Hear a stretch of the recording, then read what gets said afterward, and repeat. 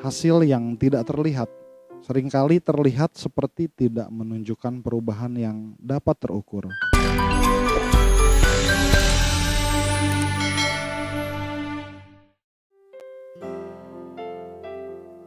Shalom, apa kabar Naposo yang penuh inspirasi? Semoga semua dalam keadaan sehat dan penuh sukacita. Mari kita mulai hari ini dengan memberikan senyuman kita dan sapaan kita kepada Tuhan Yesus, Tuhan kita. Sebelum kita memulai renungan kita pada hari ini, saya mau ajak teman-teman semua untuk terlebih dahulu berdoa bersama. Mari kita bersatu dalam doa. Tuhan Yesus, terima kasih untuk hari yang Kau berikan kepada kami, dan terima kasih untuk penyertaan-Mu yang tak pernah lepas dari hidup kami. Berkati hati dan pikiran kami, agar kami mampu memahami firman-Mu, serta melaksanakannya dalam hidup kami. Amin. Tema renungan kita pada hari ini adalah bertahanlah dalam proses. Kita mau sama-sama membaca firman Tuhan yang tertulis di Ibrani 10 ayat 35 sampai ayat yang ke-39. Saya akan bacakan untuk kita semua.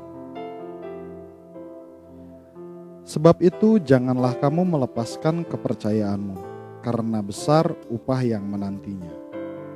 Sebab kamu memerlukan ketekunan, supaya sesudah kamu melakukan kehendak Allah, kamu memperoleh apa yang dijanjikan itu. Sebab sedikit, bahkan sangat sedikit waktu lagi, dan Ia yang akan datang sudah akan ada, tanpa menangguhkan kedatangannya.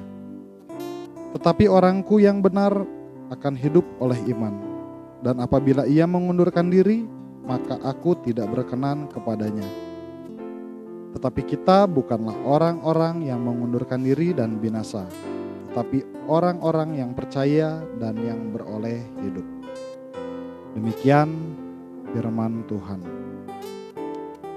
Teman-teman, setelah kemarin kita sama-sama belajar setia memprioritaskan Tuhan, dan baru beberapa hari nih kita memulai rangkaian renungan kita.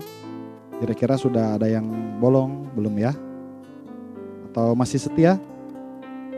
Puji Tuhan untuk teman-teman yang masih setia. Tapi terkadang yang sering menjadi pertanyaan adalah kenapa ya kita sulit sekali untuk berproses. Saya mau coba berikan 3 hal yang mungkin seringkali membuat kita tidak bertahan dalam proses. Yang pertama adalah pandangan yang terhalang. Seringkali kita tidak mampu melihat kebaikan Tuhan dalam setiap proses karena mata hati kita tertutup oleh pemikiran duniawi kita. Itu yang pertama. Yang kedua, hasil yang tidak terlihat. Proses yang kita alami sangat abstrak. Seringkali terlihat seperti tidak menunjukkan perubahan yang dapat terukur. Tidak seperti proses pengurusan badan misalnya, yang gampang terlihat dan terukur. Yang ketiga, kita sering lupa bagian kita. Ya, bagian kita adalah ketaatan. Sementara hasilnya itu adalah bagian Tuhan. Selalu ada proses dan waktu yang dibutuhkan untuk setiap hal yang kita lakukan. Saat kita meminta, ada proses dan waktu hingga hal yang kita minta diberikan. Saat kita mencari, ada proses dan waktu hingga hal yang kita cari ditemukan. Dan saat kita mengetuk, ada proses dan waktu hingga akhirnya pintu dibukakan. Teman-teman, Tuhan ingin agar kita dewasa. Dan kita orang Kristen harus bertumbuh dengan setiap tantangan.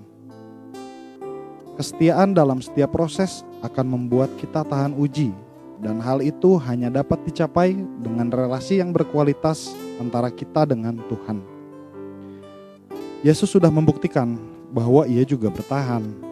Dia menyelesaikan tugasnya sampai ia disalibkan.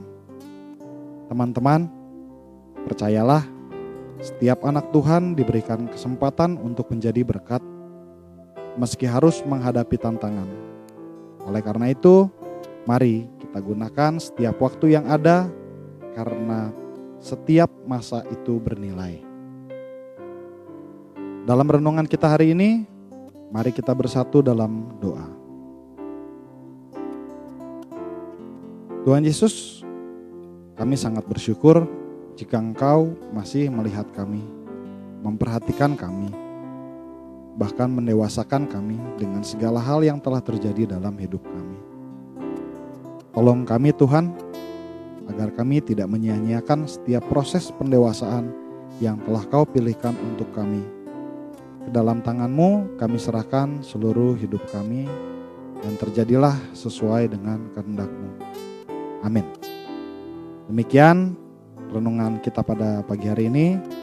Selamat beraktivitas kembali kepada teman-teman semua. Tuhan berserta kita.